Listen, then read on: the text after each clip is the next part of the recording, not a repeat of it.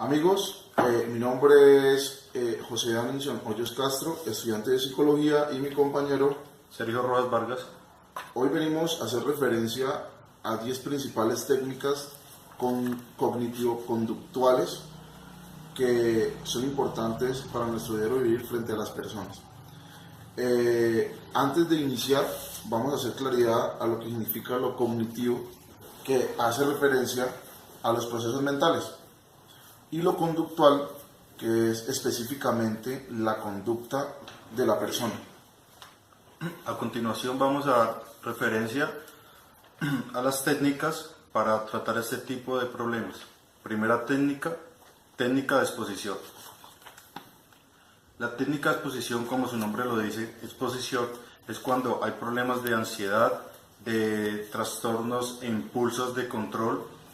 En casos de fobias, por ejemplo, el paciente tiene una fobia y en esta técnica, para afrontar y solucionar y darle una solución al problema, hay que darle una exposición al paciente con este tipo, o sea, con su problema, dándole una exposición para que él aprenda que esa fobia solo es un problema psicológico y pasajero.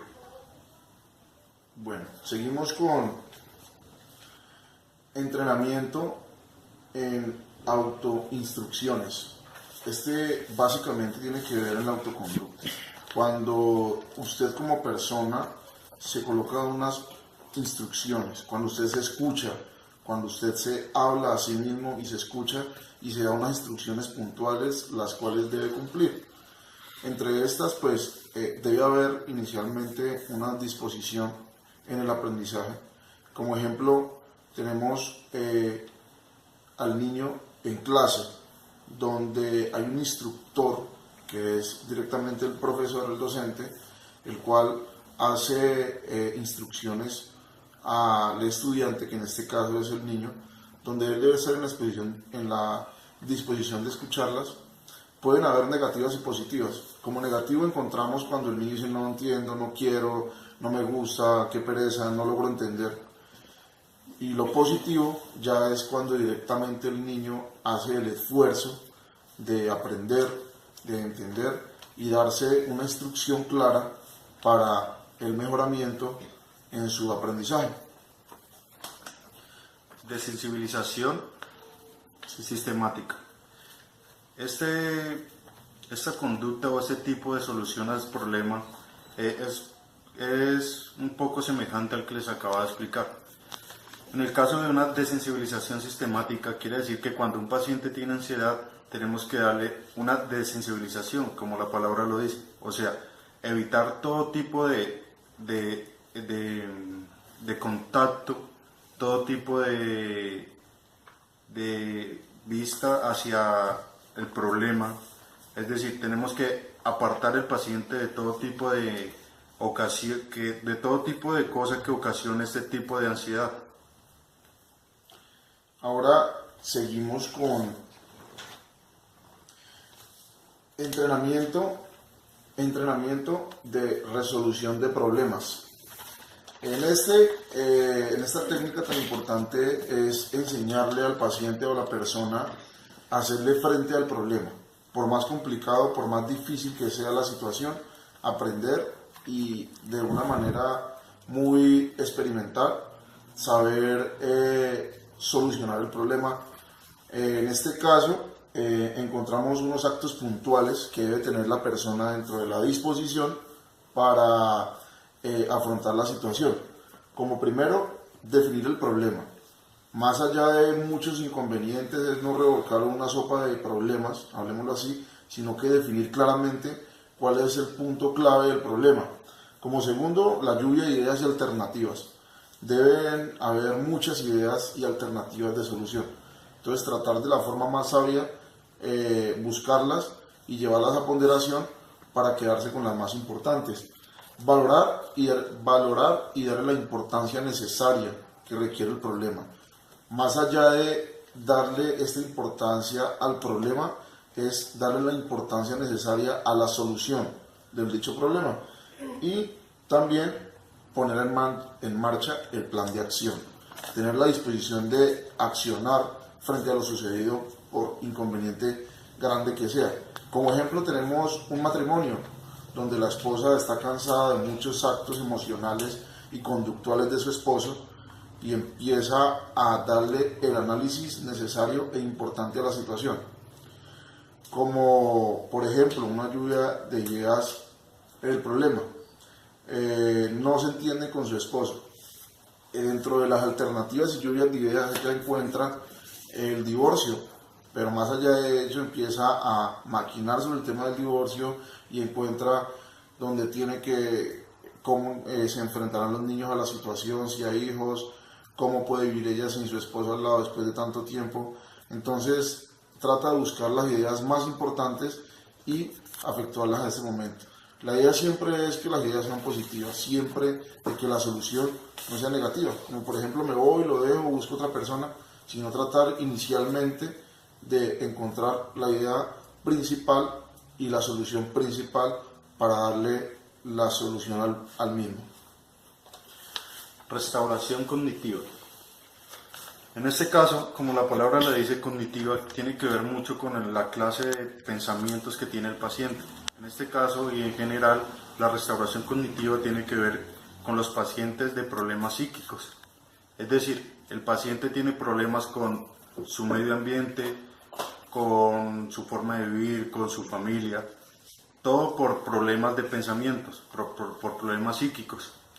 En este caso, la restauración cognitiva y su habilidad para restaurar al paciente es casi cambiando o modificando sus creencias, sus actitudes, su punto de vista, todo el objetivo que tenga que ver con la persona en su vida cotidiana, para así poder mejorar sus hábitos y poder controlar su vida de nuevo.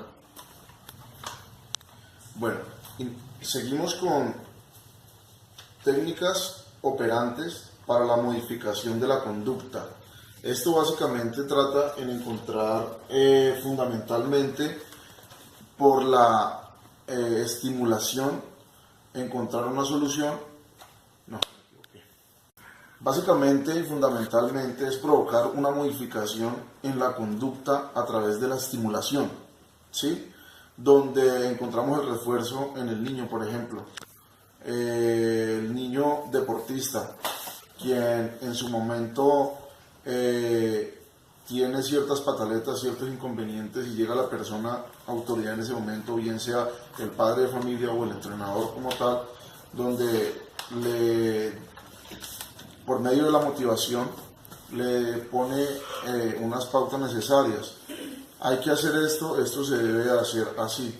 Si no lo hace, encontrarás tu castigo. Si lo haces, vas a tener un premio, ¿sí? En este caso es entender y saber qué puede ser lo que al niño o al paciente más le guste y buscar la forma de motivarlo diciéndole que si hace las cosas de la mejor manera frente al caso en concreto, tiene su premio, que si no las quiere hacer y hay una desobediencia, también tendrá su castigo. Esto ayudará de alguna manera a que el niño o el paciente entienda la situación. Eso lo podemos encontrar en las técnicas operantes para la modificación de la conducta. Técnicas de modelado. Modelado. Esta técnica quiere decir que cuando un paciente tiene comportamientos inadecuados o incoherentes, lo que entra a ser la técnica de modelado quiere decir que le ayuda al paciente de una manera que el paciente se encuentre o se compare con una persona, con un video, con un ejemplo, y esa persona afecta. Técnicas de modelado. Este tipo de técnicas está específicamente hechas para los pacientes con un tipo de actitudes o comportamientos inadecuados, o puede ser también comportamientos o tipo de expresarse ante una situación o ante una persona, y estas personas se comportan de una manera anormal.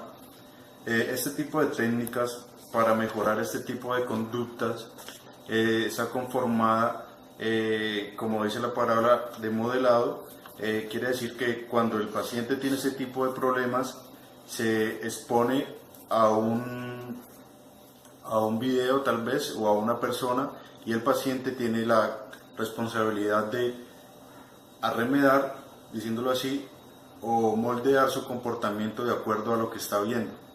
Así, entonces, el paciente, haciendo estas maneras repetitivamente, puede mejorar su actitud o su comportamiento.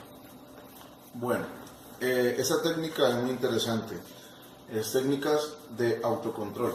Esa técnica es fundamental ya que nos permite ser autónomos y es la que nos ayuda a mantener nuestra conducta estable y puntual.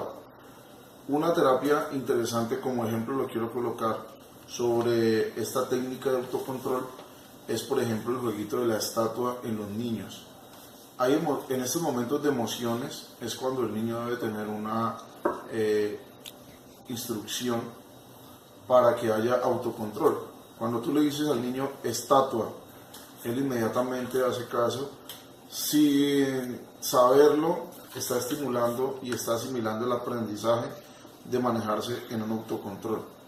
Esta técnica es bastante compleja, ya que nos ayuda a entender la realidad de las cosas reales, y saber que en los momentos críticos o emociones fuertes debemos controlarnos a nosotros mismos para siempre mantener las cosas en el control.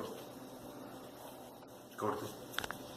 En la técnica de autocontrol también encontramos este jueguito como estimulación, el jueguito de la rana, donde de alguna manera estimulas la respiración con lo que estás haciendo en el momento para encontrar la mejor estabilidad posible. También tenemos el jueguito del semáforo, donde sabemos que debes tener un autocontrol, donde el rojo Una relación de estrés. En este caso, la técnica basada en la preparación del sujeto quiere decir que cuando la persona enfrenta casos de estrés que involucran a su vida cotidiana, o estos tipos de estrés son muy elevados, y para tratar de confrontarlo de una manera psicológica, el sujeto es presentado al frente para entender, al frente de una persona que sepa el tema, y es especialmente un proceso muy sencillo porque es presentado ante una persona que entiende el tema del estrés. Entonces le trata de decir, de explicar, de abrir una mentalidad diferente a este paciente y hacerle ver cómo este tipo de estrés o este tipo de problemas está afectando en la vida cotidiana para él. En este caso, el paciente es expuesto a técnicas relevantes que tengan problemas sencillos y soluciones muy fáciles, para que así el paciente pueda llegar a una conclusión estable y fácil.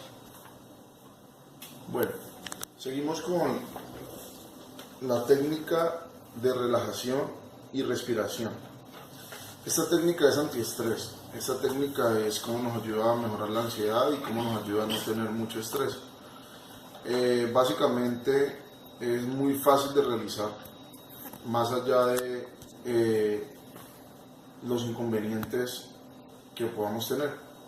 En esta técnica encontramos como ejemplo el yoga, que para muchos el yoga era algo extraño y diferente, pero es una de las mejores formas de relajarse por medio de la respiración. En este caso hay muchas formas de encontrar la relajación por medio de la respiración, donde puedes manejar la respiración por tiempos determinados, por segundos, que lo lleva a estar de una forma más tranquila y más interesante en su diario vivir. Luego de hacer un breve resumen sobre estas 10 técnicas cognitivo-conductuales, encontramos dos casos en concretos: las desventajas y las ventajas. Frente a las ventajas, encontramos que ha dejado una huella relevante ante la sociedad, ante el mundo, porque han servido como terapias para el mejoramiento de muchas personas con problemas mentales y con muchos pacientes que han tenido inconvenientes, y gracias a estas técnicas utilizadas por medio de profesionales de la psicología han podido saber sobrellevar su vida y su diario vivir. Y las desventajas es cuando intentamos utilizar algunas de estas técnicas con personas que de pronto el problema es demasiado grave o el historial del problema es bastante complejo y quizás no podemos llegar hasta allá, donde lo que vamos a hacer con estas técnicas es aburrir y hacer de que el paciente las entienda al contrario y nunca quiera de ninguna manera mejorar. Entonces, para esto hay que tener bastante conocimiento respaldado en los psicólogos especialistas y tratar de hacer el mejor trabajo posible frente a nuestros pacientes. Muchas gracias. Gracias a todos por compartir con nosotros. Esperemos les haya gustado y entendamos un poco más sobre lo cognitivo-conductual.